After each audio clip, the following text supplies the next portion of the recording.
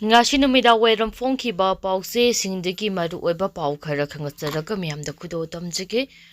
Kuki so militant singna Kamjong district ki Tangkhul Naga Village mari da landakhre Tangkhul khunja ani soktuna laikana khre Kuki militant singna Kamjong district ki Litan police station gi manungjanba sasat Kamjong assist sangkai amasung sefu khunda landakhre Kuki militant singna sarkar phung village da Sathakhiba attack da Tangkhul khunja ani khong amasung khutta soktuna laikana khre Thagdo asigi matangda press na phangba paugi source amagi matung inadi ngasi ayuk pung 4:30 tabada mayoi ani aduna pastor gi quarter da leiringai da Kuki militant sing aduna nongmai kapsilakhibadagi asok apanangkhibani attack adu Kuki militant sing aduna sniper gun sizinaduna chathaba oiramba yai hairi soglaba makoi animak security force na laikanari pawasina makhatan hairibadi Kuki militant sing na Litan police station gi manungjanba Tangkhul Naga khulsingda lepna chatharagriba attack ki manungsanna ngasi ayuk pung 5:30 taba matamdagi attack adu chatharakhibani attack adu ngasi ayuk pung 12 helaba fawba chathakhi Kuki singna attack chatharakhiba thogdo aduga mari lainana mafam aduda ahemba security force kaya thomjingkhre Kuki singna attack adu national highway gi security force lairiba mafam adudagi inak nangna leiba jaga amadagi chathaba oiramba yai hairi thagdo adugi matangda Tangkhul Naga Foothills Organization na thadorakpa jeol aman haidibana su agreement gi makhada lairiba Kuki militant singna chathariba hingsa gi thagdoksing asigi matangda state government gi makedagi athubuda miyeng sangnaba dabi tawrakli Kuki militant singna attack adu ngarang numidangdagi hongna chachat Kamjong Aziz Shanghai amasung jefuda attack chathakhi Kuki singna chatharakhiba attack aduna maram oiraga khulsing asigi miyam aki tujungba kaya mayoknare maram aduna sarkar gi makedagi haujik lairiba Litan police station ase subdivisional police officer gi level da approve tawgadavani Sanakaithel village security force gi prantum ani homang mapau jingso amasung mapau jingtungda Manipur rifles IRB gi prantum amamam deploy tawgadavani Masigi mathakta sarkar phung amasung thui daso ahemba forcing deploy tawduna miyam asoi angam thoandanaba honagadabani hairi thagdo asiga mari lainana Central Working Committee Tangkhul Naga Foothills Organization na thadorakpa jeol aman hairibana su agreement gi makhada lairiba Kuki militant singna chatharakhiba hingsagi thogdoksing asina madam oiraga miyam awaba kaya mayoknare ngarang numidangdagi hongna Kuki militant singna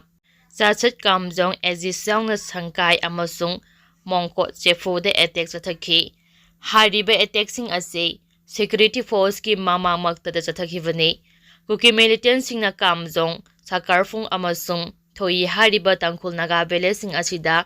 chatharakhiba attack aduna maram oiraga sarkarfung Tangkhul Village dagi ringwi ramror chaikunthra amasung raizan lunglen chaikun manga kauba miwi ani khong amasung khutta soktuna laikanari asiguma thong asi akama mongda condemn tawi security force laina Kuki militant singna Tangkhul Naga Village singda paksana attack chathariba asida security force singi role karino haukhiba February 12 dasu organization asina Manipur gi chief minister da memorandum pisinduna Litan police station ase SDPO gi level da approve tawnaba Sanakaithel village da security force ki prantun ani homang mapau singzo amasung jingtungda lairiba miyam asoi angam thoondanabagi damakta MR IRB gi prantum amamam thamnaba taksimba laikhre adubu ngasi fawba sarkar gi makedigi positive oiba action amata lakhatri haina pendaba phongdok aduna thoi amasung sarkarfung village ki miyam asoi angam thoktanaba ahemba state forcing deploy tawbiyo haina dabi tawrakli makhata rakpa pauda Kamjong subdivision gi manungda lairiba license kansing chachat police da surrender tawragadavani DC Kamjong district ki tongan ba mafam kayada Kuki su militant sing amasung Tangkhul Naga volunteer sing gi marakta khuthoknariba thogdoksing asiga mari lainana Kamjong district magistrate LN Kamsungna Kamjong subdivision manungda lairiba license kansing mari lainariba chachat police da surrender deposit taroknaba khangan khre hairi Kamjong District Magistrate na thokiba order amagi matung inna Kamjong District Headquarter da hauzik oiriba law and order gi fibam asi yamna khodong thiningai oire masina maram oiraga mafam aduda Santi kaidaktuna law and order problem kaya tho alakpasu yai maram aduna mafam aduda santi amasung tangdu loitaba fibam ama puraknabagi pandamda mathau taba thabaksing lokhatpa haibase tangai fade hairaduna Arm Act 1985 gi makhada mangonda piriba power gi matung inna Kamjong Subdivision gi manung sambe area da lairiba license gun sing maruga ko nana Sasat Police ki SP gi office da surrender deposit auragadavani Kamjong District ki SP na su arm license holder sing na deposit auragpa namai sing adugi recording thina maintain tawba yauna license gun sing amasung maru sing adu asoi angam yaudana amasung secure oina thamnaba mari lainaba police officer singda instruction pinaba khangalli hariba order asigi mayokta kanagomba miyoi singna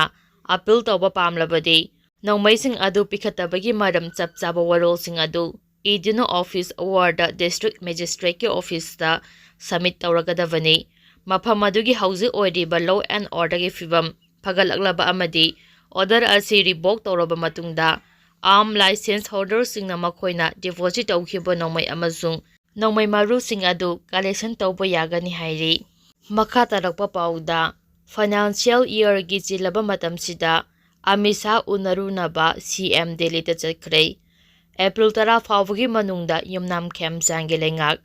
minister taret hapchinuna chawtho halaba yai department ayambagi portfolio paisinba amasung state asigi financial year gi khwaidagi chilaba matam asida union home minister amisa na kawrakpadagi chief minister yumnam khem chan Delhi da chakhrei khongsat asigi matangda pause asiga unatana wari sanabada mahakna hai handaki khongsat asida mahaka prime minister Narendra Modi ka unanaba thorang leite khwaidagi maru oina union home minister amisa de unagani mahak kaidongai imphal da halakani haiba khangdri adumabu financial year ki thaba ayambadi loisilamle maduna mahaki khongsat asina financial year ki da thoina akaiba leiroi mahaki khongsat asigi matangda political gi maramda nainabasina phongdoknarapagi matung inna hauji mahaki lengak chakthokpa ngamdriba amasung tangkul amasung kuki ani ki marakta nauna irang tholakliba asigi matangda akupa wari kaya marum sanaraba yai tawbadati mahang imphal da hek halaklagasu minister expansion haibadudi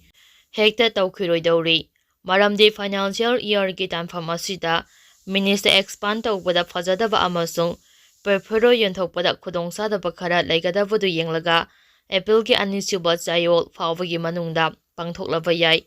nauna wasak lawgadariba minister taret asida kana hapchingadagi haibajusu aruba wafam ama oiri maru oina Surojampura amasung Pheljong district ki oina minister amakhak pigadra natraga ani pigadra haibasisu yamna kana nainaribani BJP ki lusingba kharanadi laikhidraba Thalon Assembly constituency ki MLA Pungjangil Balte gi machanupa minister haphaningi Assembly constituency adugi Mikhal athubada pangthokada balaibana Mikhal adugi su yenglaga mangwanda minister phamhana thindokpada party gi oina mapangal kangani hana lauri masigi su mathakta Timaimuk SC gi MLA Ngusarung Sanate amasung Surojampur Assembly constituency gi MLA LM Khautena party da utkhiba Thagolol adugi yenglaga karambada minister ama pigadagi haibadu khanari pawsina makhatan hai hauzik thoklibi irang asiga mari lainana lenga asida tangkul kangu dagi minister ama hapmanabasu khanari hauzik maki oina chapcha baleptragasu haptokadariba minister asi NPF dagi oigani amasung NPF ki MLA Khasim Basumda oina piraba yai tampaki lamda minister mari pinanaba thorang tawri Hariba minister mari asi BJP degi loinam oigani makoigi manungda maming panaribasi Thongju Assembly constituency ki MLA Thongam Bisojit yauri Speaker TH Debrata degi yenglaga mahak recommend tawrakpa ama phanglaba yai hariba MLA adu mayang Imphal AC ki MLA Kongkham Robindro natraga Kairao AC ki MLA Laurembam Rameso oiraba yai Thanga Assembly constituency ki MLA Tongbram Rabindro gi mamingsu minister ꯑꯣꯏꯔꯛꯀꯗꯕꯁꯤꯡꯒꯤ ꯃꯅꯨꯡꯗ ꯄꯥꯅꯔꯤ꯫ ꯑꯗꯨꯝ ꯑꯣꯏꯅꯃꯛ ꯀꯅꯥ minister ꯍꯥꯞꯀꯗꯒꯦ ꯍꯥꯏꯕꯗꯨꯗꯤ union home minister Amit Shah ꯎꯅꯔꯕ ꯃꯇꯝꯗ ꯆꯤꯐ ꯃꯤꯅꯤꯁꯇꯔꯅ ꯁꯣꯏꯗꯅ ꯈꯪꯂꯒꯅꯤ꯫